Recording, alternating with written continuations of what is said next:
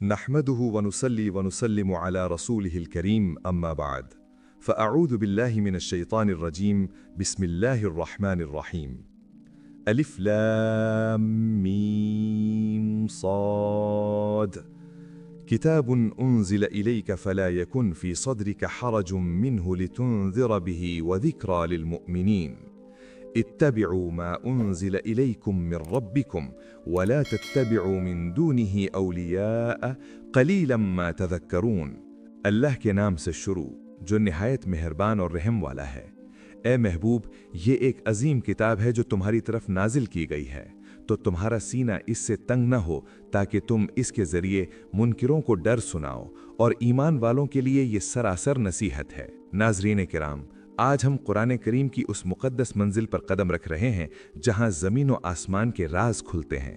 سورہ آراف مکہ مکرمہ کی وہ پکار ہے جو براہ راست انسانی روح کو جھنجھوڑتی ہے۔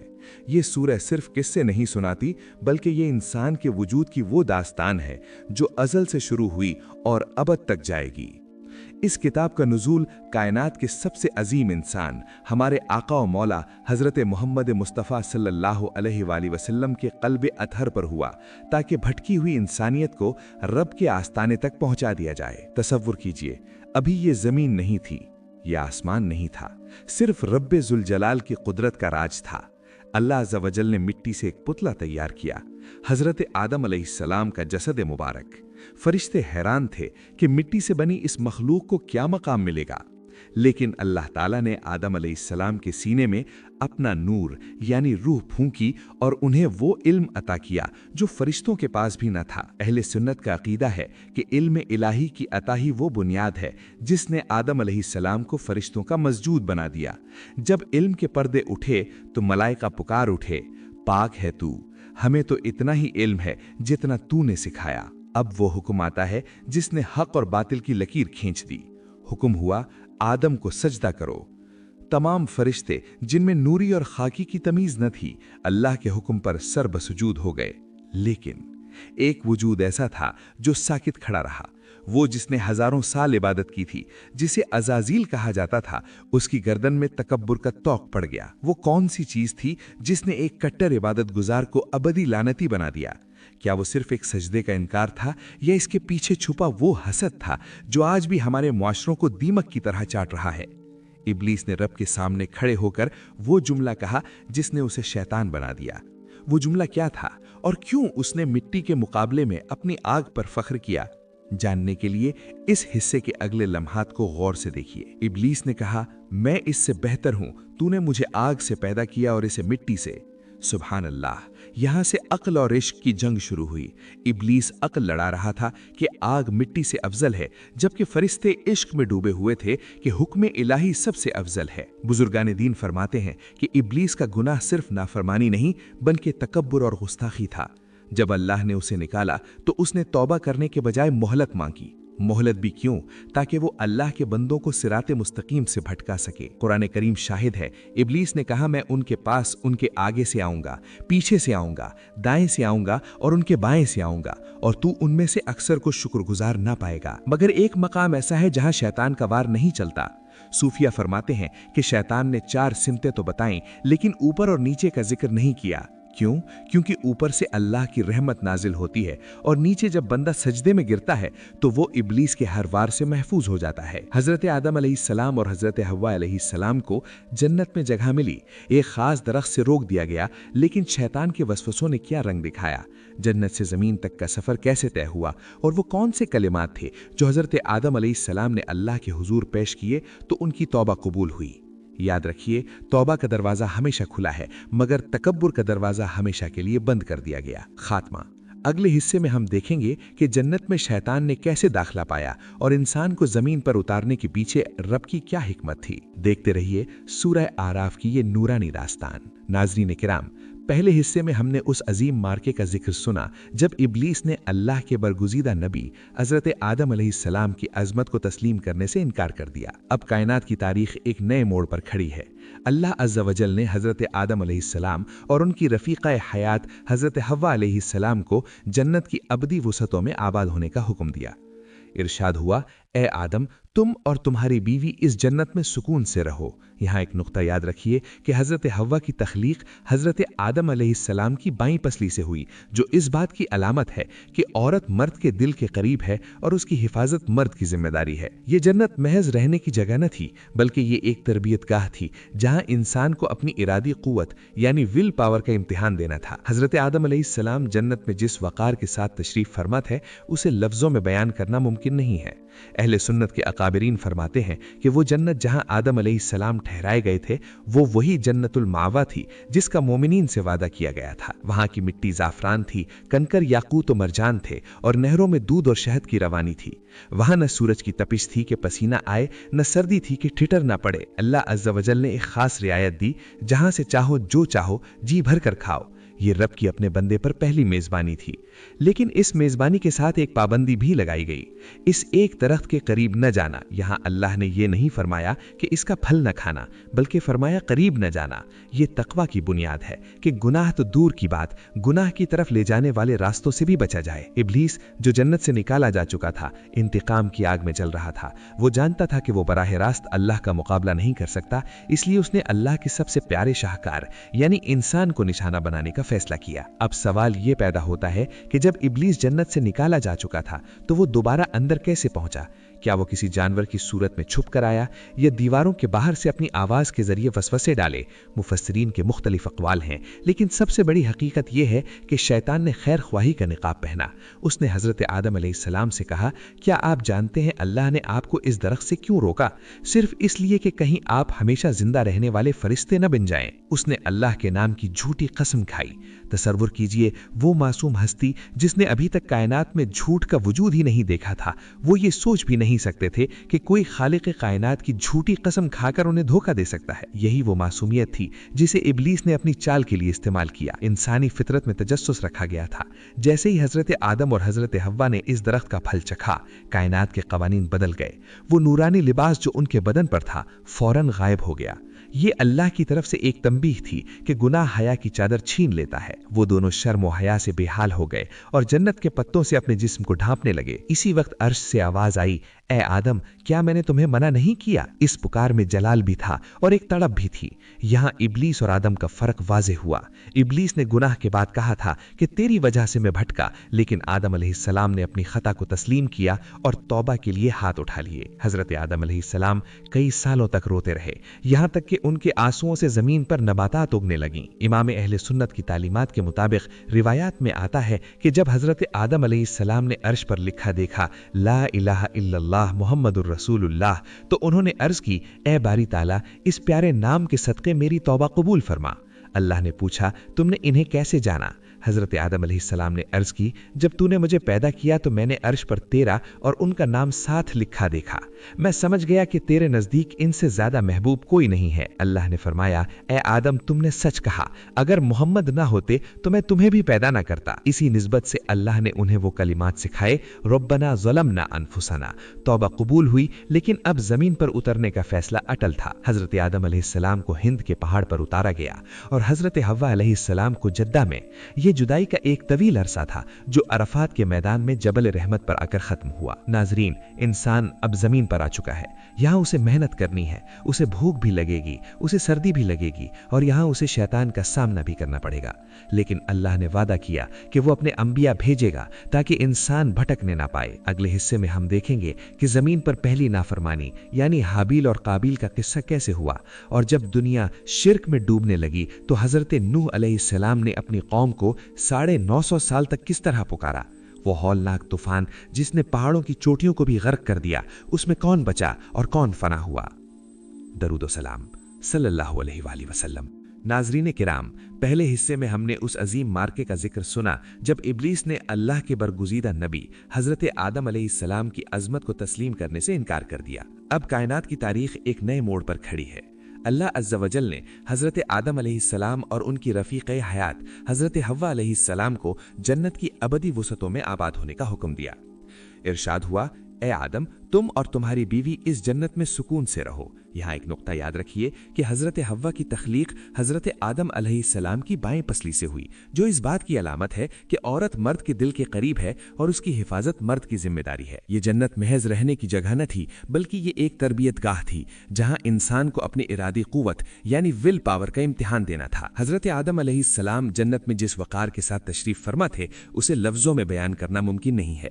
अहले सुन्नत के अकाबरीन फरमाते हैं कि वो जन्नत जहाँ आदम अलैहिस्सलाम ठहराए गए थे वो वही जन्नतुल मावा थी जिसका मोमिनीन से वादा किया गया था। वहाँ की मिट्टी जाफरान थी, कंकर याकूत और मरजान थे और नहरों में दूध और शहद की रवानी थी। वहाँ न सूरज की तपिश थी कि पसीना आए, न सर्दी थी कि ठिठर न पड़े। अल्लाह अज़्ज़ वजल ने एक खास रियायत दी, जहाँ से चाहो जो चाहो जी भर कर खाओ। ये रब की अपने बंदे पर पहली मेजबानी थी, लेकिन इस मेजबानी के साथ एक पाबंदी भी लगाई गई, इस एक दरख्त के करीब न जाना। यहाँ अल्लाह ने ये नहीं फरमाया कि इसका फल न खाना, बल्कि फरमाया करीब न जाना। ये तकवा की बुनियाद है कि गुनाह तो दूर की बात, गुनाह की तरफ ले जाने वाले रास्तों से भी बचा जाए। तो दोस्तों, ये थे असद जो आपको वीडियो का पहला हिस्सा बता रहे थे। अब जानते हैं अब्बास से अगले हिस्सों के बारे में। कहीं मत जाइएगा और जुड़े रहेंगे हमारे साथ। जी असद, शुक्रिया।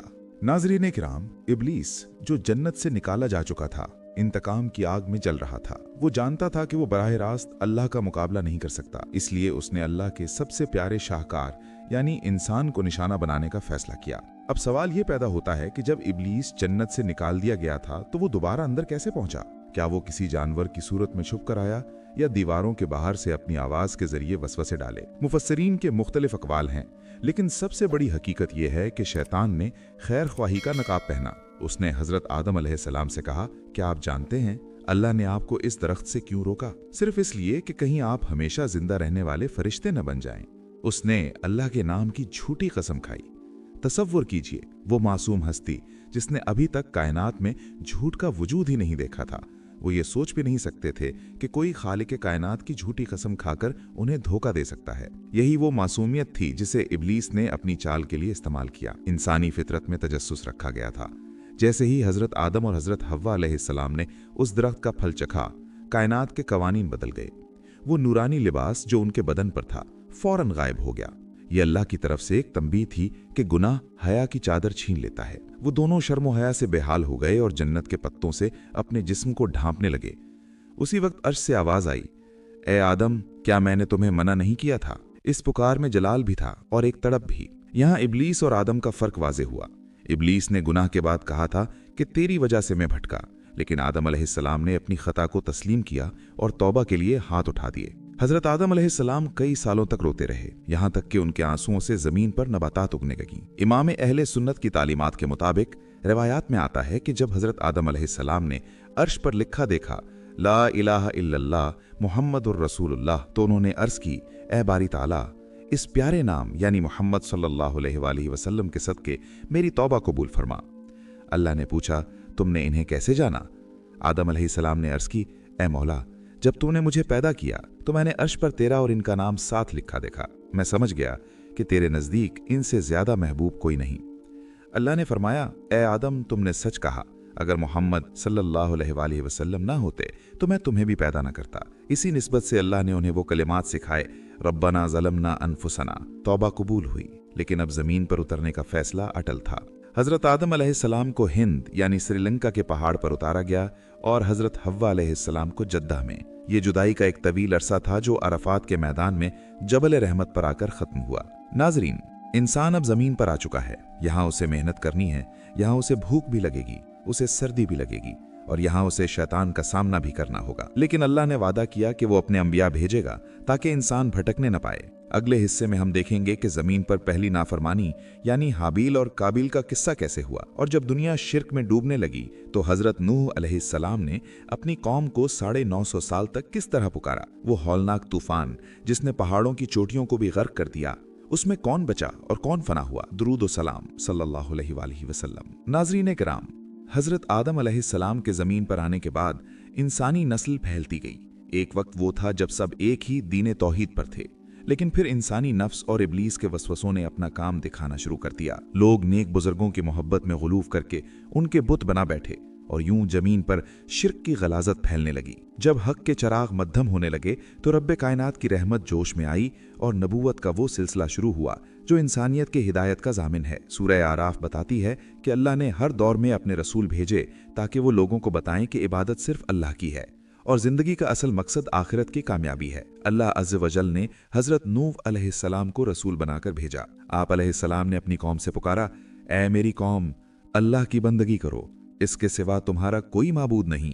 मैं तुम्हारे लिए एक बड़े दिन के अजाब से डरता हूँ। लेकिन कौम के सरदारों ने क्या जवाब दिया? उन्होंने कहा, हम तो तुम्हें खुली गुमराही में देख रहे हैं। सुभान अल्लाह। गुमराह वो थे जो पत्थरों को पूज रहे थे और गुमराह उस हस्ती को कह रहे थे जो रब का पैगाम लाई थी। हजरत नूह अलैहिस्सलाम ने 950 साल तक दिन रात तबलीग की। आप अलैहिस्सलाम कभी नरमी से समझाते, कभी अजाब से डराते, मगर वो कौम अपने कानों में उंगलियां ठोस लेती। यहां से पता चलता है कि हक की राह में सब्र कितना जरूरी है। हजरत नूह अलैहिस्सलाम ने हिम्मत न हारी, यहां तक कि अल्लाह का हतमी फैसला आ गया। हुक्म हुआ कि कश्ती तैयार करो। खुश्क जमीन पर कश्ती बनते देखकर लोग मजाक उड़ाते थे, लेकिन वो नहीं जानते थे कि ये कश्ती नहीं बल्कि ईमान वालों की नजात का वाहिद जरिया है। तसव्वुर कीजिए, आसमान के दहाने खुल गए और जमीन से चश्मे उबल पड़े। पानी इतना बुलंद हुआ कि पहाड़ डूबने लगे। ये हौलनाक मंजर में हजरत नूह अलैहिस्सलाम का अपना बेटा कनान मौजों के दरमियान था। बाप की ममता तड़पी। आप अलैहिस्सलाम ने पुकारा, ऐ मेरे बेटे, हमारे साथ सवार हो जा, काफिरों में न रह। बेटे ने जवाब दिया, मैं किसी पहाड़ की पनाह ले लूंगा जो मुझे पानी से बचा लेगा। क्या वो पहाड़ उसे बचा पाया? क्या एक नबी का बेटा होना उसे काम आया? यही वो सस्पेंस है जो हमें बचाता है कि अल्लाह के यहाँ रिश्तेदारी नहीं बल्कि ईमान काम आता है। वो बेटा मौजों की नजर हो गया और सिर्फ वो बचे जो अल्लाह के नबी की कश्ती में सवार थे। तूफान खत्म हुआ, जिंदगी फिर शुरू हुई, लेकिन इंसान फिर भटक गया। अब तस्करा है कौम आद का। ये वो लोग थे जिन्हें अल्लाह ने बेपनाह जिस्मानी ताकत और फने तामीर में महारत दी थी। वो पहाड़ों को तराश कर महल बनाते थे। उनकी तरफ हजरत हूद अलैहिस्सलाम तशरीफ लाए। आप अलैहिस्सलाम ने फरमाया, ऐ कौम, अल्लाह से डरो। क्या तुम हर ऊंची जगह पर लाहासिल यादगारें बनाते हो? उन्होंने तकब्बुर से कहा, हमसे ज्यादा ताकतवर कौन है? उनका ये जुमला अर्शे इलाही को तड़पा गया। अल्लाह ने उन पर ऐसी हवा भेजी जो 7 रातें और 8 दिन मुसलसल चलती रही। वो हवा उन कदावर इंसानों को ऐसे उखाड़ कर फेंकती थी जैसे खजूर के खोखले तने हों। उनकी तमाम ताकत और महल्लात धूल बन गए। आद के बाद कौम समूद आई। उनकी तरफ हजरत सालेह अलैहिस्सलाम भेजे गए। कौम ने मौजज़ा मांगा कि इस चट्टान से एक हामला ऊंटनी बरामद हो जाए तो हम ईमान ले आएंगे। अल्लाह ने मौजज़ा दिखा दिया। चट्टान फटी और एक अजीमुल जिस्सा ऊंटनी बरामद हुई। हजरत सालेह अलैहिस्सलाम ने खबरदार किया, इसे तकलीफ न पहुंचाना वरना अजाब आएगा। लेकिन शरारत और तकब्बुर में डूबी इस कौम ने इस मोजज़ाती ऊंटनी की कूंचें काट डाली, इसे शहीद कर दिया। हजरत सालेह अलैहिस्सलाम ने फरमाया, अब सिर्फ 3 दिन अपने घरों में फायदा उठा लो, फिर वादा इलाही आ जाएगा। चौथे दिन की सुबह एक ऐसी हौलनाक चीख आई कि उनके कलेजे फट गए और वो अपने घरों में औंधे पड़े रह गए। अल्लाह ने अपने नबी और उनके साथियों को बचा लिया। नाजरीन, ये किस्से सिर्फ तारीख नहीं बल्कि हमारे लिए सबक हैं। अगले हिस्से में हम जिक्र करेंगे हजरत लूत अलैहिस्सलाम की कौम की उस बेहयाई का जिसने जमीन को उलट दिया, और फिर उस अजीम मार्के का जिक्र होगा जो हजरत मूसा अलैहिस्सलाम और फिरौन के दरमियान बरपा हुआ। नाजरीन किराम, पिछले हिस्से में हमने देखा कि किस तरह सरकश कौमें अपने तकब्बुर की वजह से नीस्तो नाबूद हो गईं। अब हम तारीख के उस मोड़ पर हैं जहां एक तरफ दुनिया की सबसे बड़ी ताकत फिरौन है जो खुदाई का दावेदार है, और दूसरी तरफ अल्लाह के जलीलुल कद्र पैगंबर हजरत मूसा अलैहिस्सलाम हैं जिनके हाथ में सिर्फ एक लाठी है और जबान पर रब का पैगाम।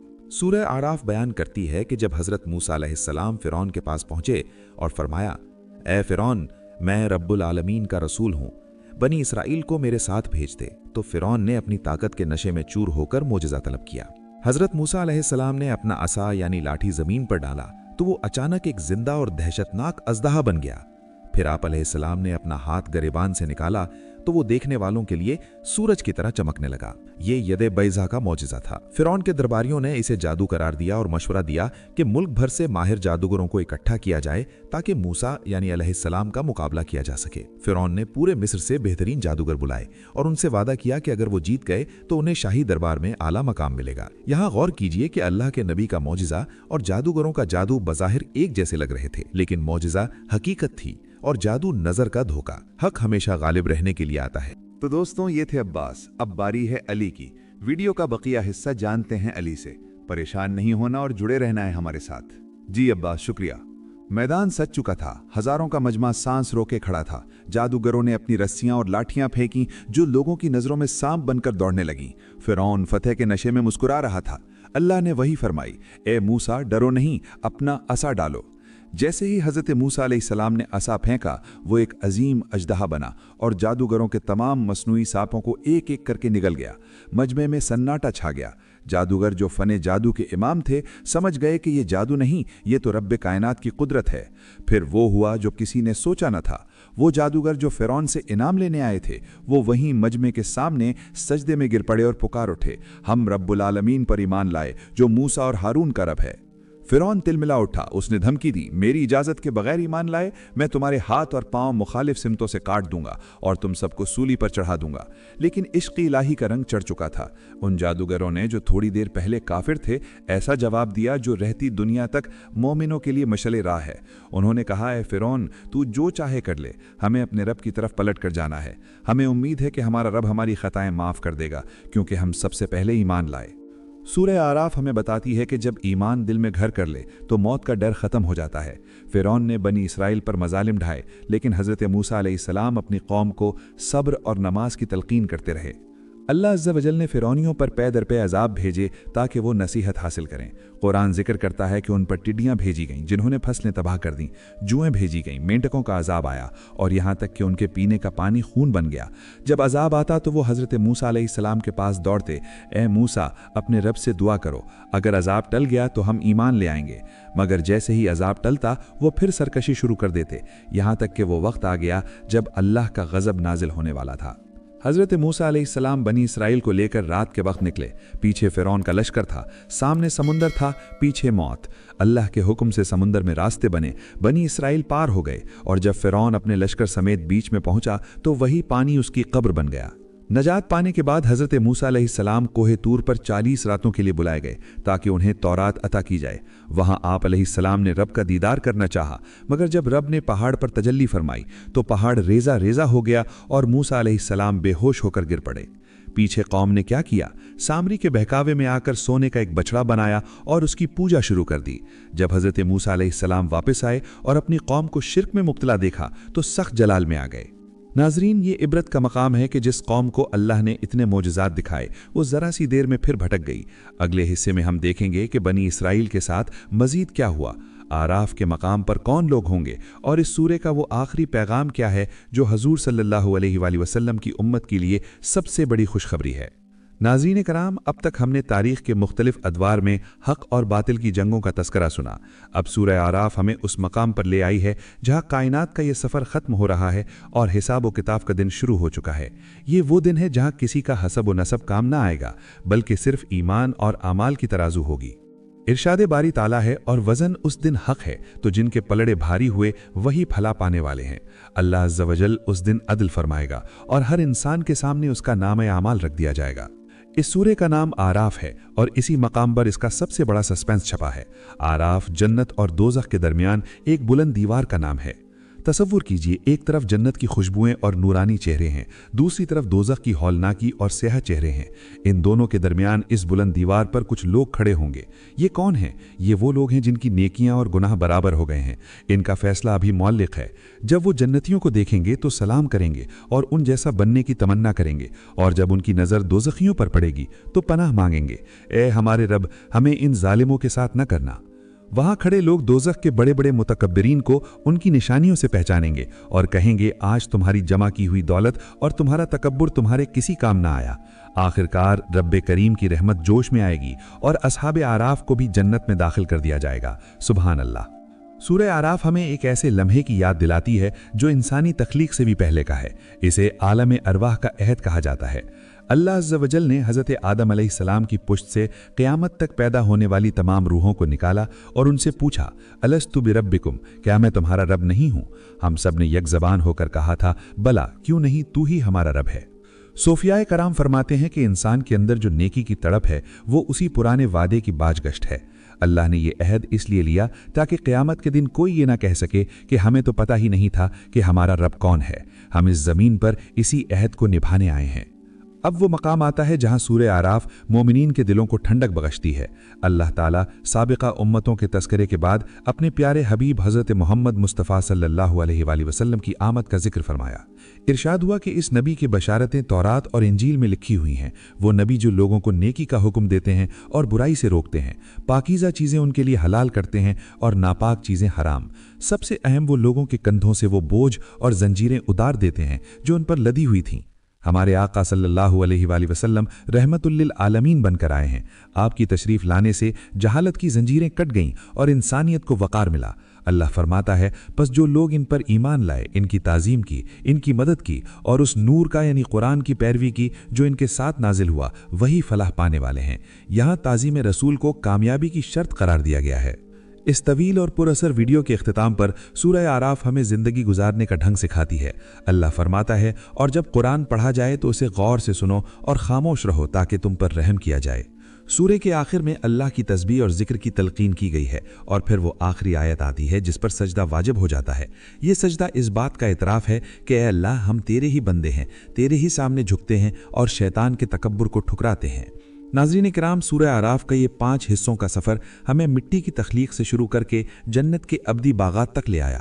ہم نے سیکھا کہ تکبر ابلیس کا شیوا ہے اور عاجزی حضرت آدم علیہ السلام کی سنت۔